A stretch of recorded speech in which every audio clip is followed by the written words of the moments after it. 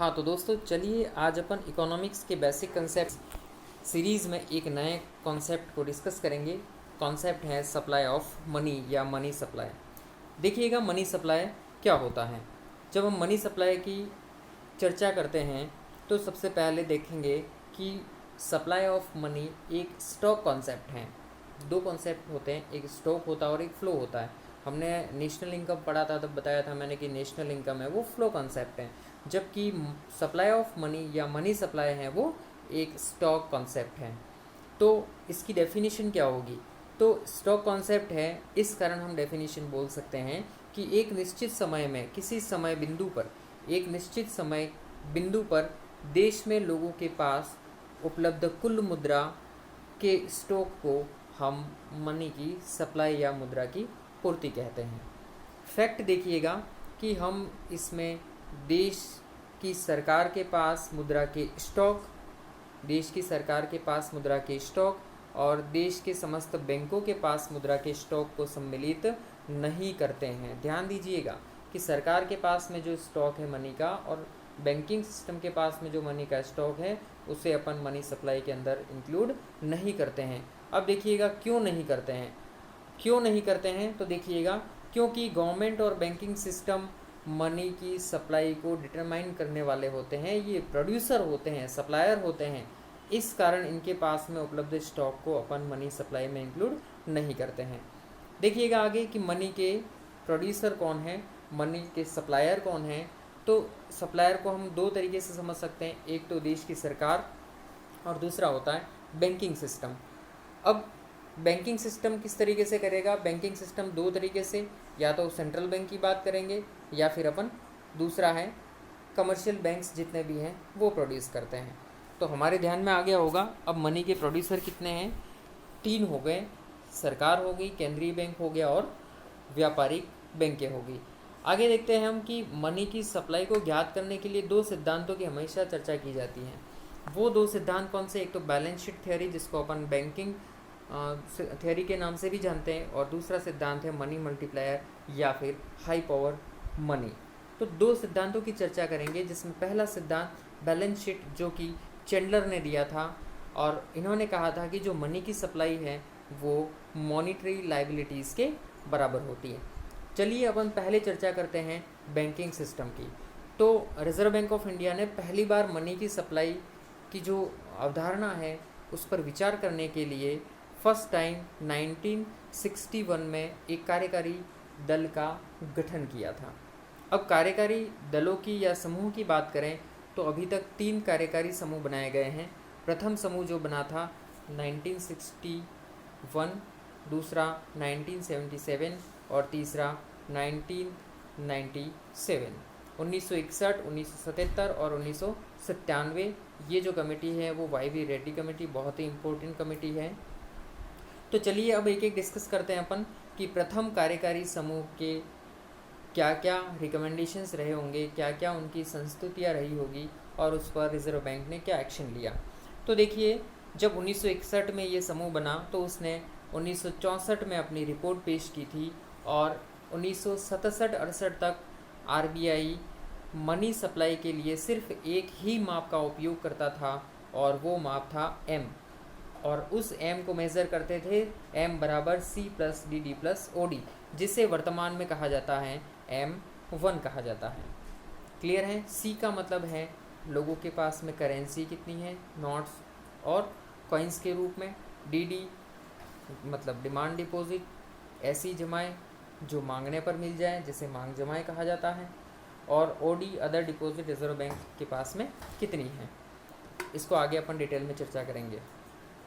1967-68 के बाद 67-68 तक तो सिर्फ एम को यूज़ में लिया जाता था, लेकिन 67-68 के बाद में रिजर्व बैंक ने व्यापक मुद्रा की धारणा को स्वीकार किया, जिसे कहा जाता है M3।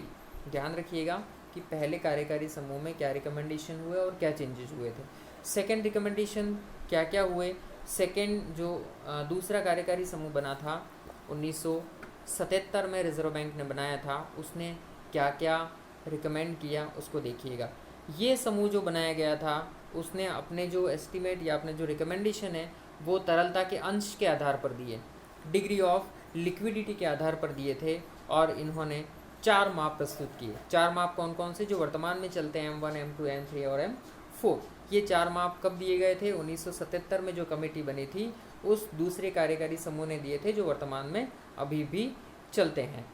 रिजर्व बैंक ने चारों मापों को स्वीकार कर लिया और अभी भी उसी रूप में आंकड़ों को प्रदर्शित किया जाता है। अब देखिएगा M1 क्या है। M1 को देखें, M1 क्या है? तो M1 जो जिसे फर्स्ट में M कहा गया था, तो M1 किसे कहेंगे? M1 बराबर C plus DD plus OD। अब ये C क्या है? जनता के पास में करेंसी जो कॉइन्स और नोट के रूप में होती है। नंबर 2, डिमांड डिपॉजिट क्या होती है? ऐसी मांग जमाएं किसे कहेंगे? ऐसी जमाएं जो मांगने पर मिल जाए, जो अपने करंट अकाउंट, सेविंग अकाउंट्स की होती है। अगला देखिए OD, other deposit. Other deposit किसके पास में? रिजर्व बैंक ऑफ इंडिया के पास में। लेकिन ध्यान देने वाली बात यह है कि रिजर्व बैंक में कौन सी ऐसी जमाएं जिसे अपन अदर डिपॉजिट के अंदर सम्मिलित करेंगे। तो ध्यान दीजिएगा, ऐसी जमाएं 3 प्रकार की है। सार्वजनिक वित्तीय संस्थाओं की मांग जमाएं नंबर 1, नंबर 2 जो विदेशी बैंक है, जो विदेशी केंद्रीय बैंक और विदेशी सरकारें हैं उनकी मांग जमाएं नंबर 2, और अंतर्राष्ट्रीय वित्तीय संस्थाओं की मांग जमाएं नंबर 3। ये सारी मांग जमाएं हैं। एक तो सार्वजनिक वित्तीय संस्थाओं की, विदेशी बैंक, विदेशी सरकारों की और अंतर्राष्ट्रीय वित्तीय संस्थाओं की मांग जमाएं। लेकिन ध्यान देने वाली बात यह है कि देश की सरकार की RBI के पास में जमाएं और देश की बैंकिंग व्यवस्था की RBI के पास जमाएं M1 में, मतलब अदर डिपॉजिट में सम्मिलित नहीं होती है। आगे देखिएगा, वाणिज्यिक बैंकों की सकल, ये बहुत ही इंपॉर्टेंट पॉइंट है कि ग्रॉस और नेट डिमांड डिपॉजिट, इन दोनों में अंतर होता है और ये अंतर किसके बराबर होता है? अंतर बैंकिंग दावों के बराबर होता है। यदि अंतर बैंकिंग दावों को माइनस कर दिया जाए, जो बैंकों के आपसी दावे होते हैं उसको माइनस कर दिया जाए, तो हमें शुद्ध या निवल मांग जमाएं प्राप्त हो जाती हैं। तो अदर डिपॉजिट में किसे सम्मिलित किया जाएगा? तो डिमांड डिपॉजिट कौन सी लेंगे अपन? डिमांड डिपॉजिट कौन सी लेंगे? सिर्फ अपन नेट डिमांड डिपॉजिट को ही मनी सप्लाई का भाग मानते हैं। ग्रॉस डिमांड डिपॉजिट को अपन मनी सप्लाई का पार्ट नहीं मानते हैं। आगे देखिएगा, M2 क्या होता है? M1 में अपन ने चर्चा की M1 बराबर C plus DD plus OD होता है। किसमें OD को सम्मिलित करें और किसे सम्मिलित ना करें, और कौन सा मुद्रा पूर्ति का भाग होता है और कौन सा नहीं होता है, ये सारी चीज़ें आपको, जो फैक्ट्स है वो आपको ध्यान में रखना है। तो M1 में हमने चर्चा क्या की? M1 बराबर C plus DD plus OD की चर्चा की थी। तो यहाँ पे बैंक की बात आ रही है, ठीक है, यहाँ पे क्या है? बैंक की बात कर रहे हैं। दूसरा देखिए, M2 बराबर M1 प्लस डाक खानों के बचत बैंक खातों की जमाएं। सिर्फ सेविंग अकाउंट्स की डिपॉजिट्स की बात हो रही है यहाँ पे। तो यहाँ पे पोस्ट ऑफिस M1 और M1 के साथ में किसको जोड़ा जाए? यदि पोस्ट ऑफिस की सेविंग डिपॉजिट्स को सम्मिलित किया जाए तो उसे अपन M2 कहेंगे। M3 किसे कहा जाए? M1 में यदि वाणिज्यिक जमाओ, मतलब वाणिज्यिक बैंकों की जमाएं, वापस बैंक आ गया, तो M1 में यदि वाणिज्यिक बैंकों की शुद्ध सावधि जमाएं, यहाँ टर्म टाइम डिपॉजिट्स को सम्मिलित किया जा रहा है, तो नेट टाइम डिपॉजिट्स को यदि M1 के अंदर जोड़ा जाए तो इसे अपन M3 कहते हैं। तो M1 में बैंक है, M2 में पोस्ट ऑफिस है और M3 में वापस बैंक है। तो M4 देखिए, M4 किसे कहेंगे? M3 जो व्यापक धारणा के रूप में स्वीकार करते हैं अपन, तो M3 में डाककर या डाक खानों की कुल जमाएं, जिसमें NSC, किसान विकास पत्र, इंदिरा विकास पत्र आदि को छोड़कर जो जमाएं हैं, उन सारी जमाओं को सम्मिलित कर दें M3 में, तो हमें M4 प्राप्त होता है। अर्थात M4 में वापस पोस्ट ऑफिस की जमाएं होती हैं। तो पहले बैंक जमाएं, फिर पोस्ट ऑफिस की, फिर बैंक की, मतलब यहाँ पे तो इसकी बैंक की बचत और चालू जमाएं, मांग जमाएं, यहाँ पे पोस्ट ऑफिस की बचत, फिर वापस बैंक की सावधि और फिर पोस्ट ऑफिस की कुल जमाएं। तो ध्यान रखिएगा, बैंक पोस्ट ऑफिस। तो M1, 2, 3 और 4 क्या है वो समझ में आ गए होंगे आपको। आगे देखते हैं हम किसको नैरो मनी और किसको ब्रॉड मनी कहें। नैरो किसको कहें और ब्रॉड मनी किसको कहें, इस कॉन्सेप्ट को समझिएगा कि नैरो का मतलब है जहाँ जो संकीर्ण मुद्रा किसे कहा जाता है। तो M1 जिसमें कम चीज़ें सम्मिलित होती है, सिर्फ व्यापारिक बैंकों की जो डिमांड डिपॉजिट्स हैं उसी को सम्मिलित करते हैं, तो ये एक संकीर्ण धारणा होती है, तो M1 को संकीर्ण कहा जाता है। और ब्रॉड कंसेप्ट के रूप में हम देखें तो हम जैसे जैसे ऊपर की तरफ जाते हैं, जैसे M3 और M4 की बात करें तो ये ब्रॉड कॉन्सेप्ट हैं। तो भारत में व्यापक मुद्रा के रूप में अभी M3 को माना जाता है, जनरली अपन M4 की बात करते हैं। लेकिन M4 में पोस्ट ऑफिस की जमाएं होती है, इस कारण से M3 को व्यापक धारणा के रूप में स्वीकार किया गया है। लिक्विडिटी की बात करें तो देखिएगा, लिक्विडिटी की बात करें तो जैसे M4 की तरफ जा रहे हैं तो वहाँ टाइम डिपॉजिट आ रही है, तो टाइम डिपॉजिट जहाँ होगी वहाँ लिक्विडिटी कम होगी, क्योंकि पैसा फंसा हुआ है, हम डिमांड करके निकाल नहीं सकते हैं। लेकिन M1 की तरफ चलेंगे, जैसे M4 से M1 की तरफ चलेंगे तो पैसा धीरे धीरे लिक्विड फॉर्म में, मतलब हम मांगने पर उस पैसे को निकाल सकते हैं। अतः हम ये कह सकते हैं कि M4 से यदि M1 की तरफ चलेंगे तो लिक्विडिटी बढ़ेगी, लेकिन M1 से यदि हम M4 की तरफ चलें तो लिक्विडिटी कम होगी। तो ये साफ हो गया कि M1 की लिक्विडिटी सबसे ज़्यादा होती है और M4 की लिक्विडिटी सबसे कम होती है। लेकिन M4 व्यापक धारणा है, जबकि ये संकुचित या संकीर्ण धारणा है। आगे देखिएगा, तीसरा कार्यकारी समूह बना था।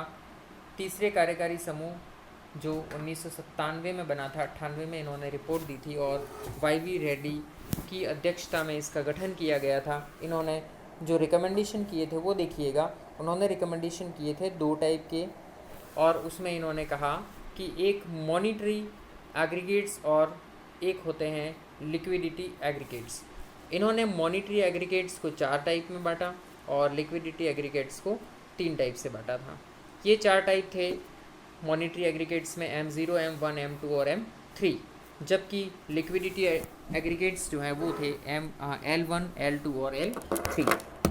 देखिएगा कि रेड्डी कमेटी की जो तरलता समग्र थे, जो लिक्विडिटी एग्रीगेट्स की अवधारणा थी, जिसे रिजर्व बैंक ऑफ इंडिया ने एक्सेप्ट कर लिया। कौन सी? L1, L2 और L3 वाली जो अवधारणा थी उसको स्वीकार कर लिया। और 2 साल के बाद सन 2000 से जो RBI की बुलेटिन आती है, रेगुलर पब्लिश होती है, उसमें उसका प्रकाशन भी शुरू कर दिया। कब से? RBI बुलेटिन 2000 से इसका प्रकाशन भी शुरू कर दिया। अब ये तो पहला कॉन्सेप्ट था कि बैंकिंग सिद्धांत क्या कहता है। अब दूसरा हमारा सिद्धांत आता है मुद्रा गुणक सिद्धांत, जिसे अपन ने कहा था high power money. High power money की बात हो रही है। ये हाई पावर मनी जिसको अपन कहते हैं M0, बेस मनी की बात करें M0, और M0 जिसे रेड्डी कमेटी में तो M0 कहा गया था, लेकिन यहाँ कहा जा रहा है उसी को हाई पावर मनी।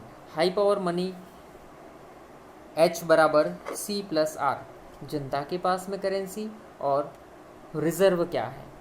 आरक्षित जो रिजर्व है, जो व्यापारिक बैंक और रिजर्व बैंक के पास में है, उन दोनों को अपन लेंगे हाई पावर मनी के अंदर। तो चलिए देखते हैं कि मनी सप्लाई को डिसाइड करते हैं मनी मल्टीप्लायर थ्योरी से। तो मनी सप्लाई बराबर क्या होगा? M0, जिसको अपन कहते हैं हाई पावर मनी, इसको ऐसे भी लिखा जा सकता है MS मनी सप्लाई बराबर H × M। तो मनी सप्लाई बराबर हाई पावर मनी, जिसको बेस मनी M0 कहते हैं, और M जिसको अपन मल्टीप्लायर कहते हैं। यदि मल्टीप्लायर में हाई पावर मनी का गुणा किया जाए तो हमें मनी की सप्लाई प्राप्त हो जाती है। देखिए, यदि मल्टीप्लायर स्थिर है, मल्टीप्लायर में कोई चेंज नहीं होता है, तो डिसाइड कौन करेगा MS मनी की सप्लाई को? M0 अर्थात हाई पावर मनी ही मनी सप्लाई को डिसाइड करेगी, यदि मल्टीप्लायर कांस्टेंट है तो। आगे देखिएगा कि M0 और H, यदि अपन हाई पावर मनी की बात करें तो हाई पावर मनी किसको रिप्रेजेंट करती है? तो RBI की जो निवल दायित्व है, नेट लाइबिलिटीज़ है, उसको कौन व्यक्त करेगा? नेट लाइबिलिटीज़ को व्यक्त करेगा हाई पावर मनी, जबकि संपूर्ण बैंकिंग क्षेत्र की नेट लाइबिलिटीज़ को रिप्रेजेंट करेगा M3। उदाहरण से समझ सकते हैं अपन कि reserve bank of India open market operation से क्या काम करता है। ओपन मार्केट ऑपरेशन को अपन ने मॉनेटरी पॉलिसी के अंदर बहुत अच्छे से पढ़ा है, आप वहाँ जाके देख सकते हैं, चैनल पे वीडियो अवेलेबल है। यदि गवर्नमेंट सिक्योरिटी का क्रय किया जाता है, खरीदा जाता है, तो खरीदेंगे किससे? या तो जनता से या फिर व्यापारिक बैंकों से।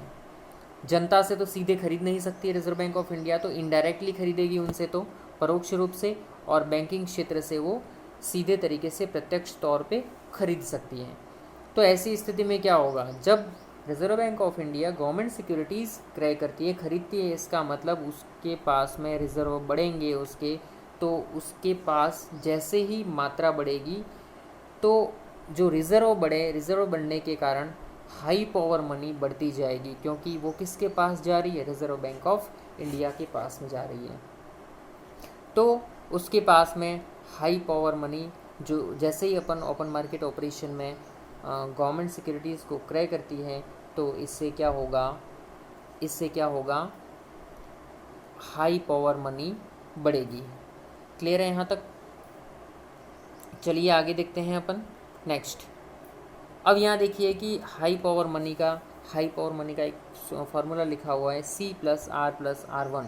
यहाँ R से मतलब है जो बैंकों की रिज़र्व हैं, उन रिज़र्व से हैं, उस CRR SLR से हैं, जबकि यहाँ R1 से बैंकों की अन्य लाइबिलिटीज़, अदर लाइबिलिटीज़ से हैं। जैसे हम समझ सकते हैं कि यदि व्यापारिक बैंकों की जमाएँ बढ़ती हैं, ध्यान देना, यदि व्यापारिक बैंकों की जमाएँ बढ़ती हैं तो क्या हाई पावर मनी बढ़ेगी? तो ज़रूरी नहीं है। क्यों नहीं है? हाई पावर मनी तब बढ़ेगी जब उनकी जमाओं का भाग रिजर्व बैंक के पास रखा जाए। यदि रिजर्व बैंक के पास नहीं जा रहा है, इसका मतलब हाई पावर मनी में बढ़ोतरी नहीं होगी, सिर्फ व्यापारिक बैंकों की जमाओं में ही वृद्धि होगी। इसको अपन और समझ सकते हैं कि जैसे M0 जिसको अपन हाई पावर मनी कहते हैं, हाई पावर मनी बढ़ेगी तो नो डाउट व्यापारिक बैंकों की जमाएँ बढ़ रही है, इस कारण M3 भी बढ़ेगा। हाई पावर मनी बढ़ेगी तो M3 बढ़ेगा, लेकिन M3 बढ़ेगा तो ज़रूरी नहीं है हाई पावर मनी बढ़े। क्यों? वो मैंने पहले ही बता दिया है, क्योंकि आवश्यक नहीं है कि वो जितनी जमाएँ हैं उसका रिजर्व वो RBI के पास में रखें। जैसे गवर्नमेंट और केंद्रीय जो कमर्शियल बैंक्स हैं उनको लोन, तो इससे क्या होगा, इसका मतलब M3 तो बढ़ा, लेकिन हाई पावर मनी में किसी प्रकार का कोई परिवर्तन नहीं हुआ। दो सूत्र आप ध्यान रखिएगा मौद्रीकरण के माप के, एक तो मौद्रिक गहनता होती है और दूसरा मौद्रीकरण होता है। मौद्रिक गहनता को कैसे ज्ञात करते हैं? तो M3 का GDP के साथ में अनुपात मौद्रिक गहनता कहलाता है, जबकि M1 का GDP के साथ अनुपात अर्थव्यवस्था का मौद्रीकरण कहलाता है। सूत्र है M3/GDP × 100 और इसका सूत्र है M1/GDP × 100। धन्यवाद दोस्तों, आप रेगुलर चैनल के साथ में बने रहिएगा। रोज़ के अपडेट्स पाने के लिए यदि आपने बेल आइकन को क्लिक नहीं किया है तो क्लिक ज़रूर करें, और सब्सक्राइब नहीं किया है तो पहले सब्सक्राइब करें, फिर बेल आइकन को क्लिक करें। Thank you.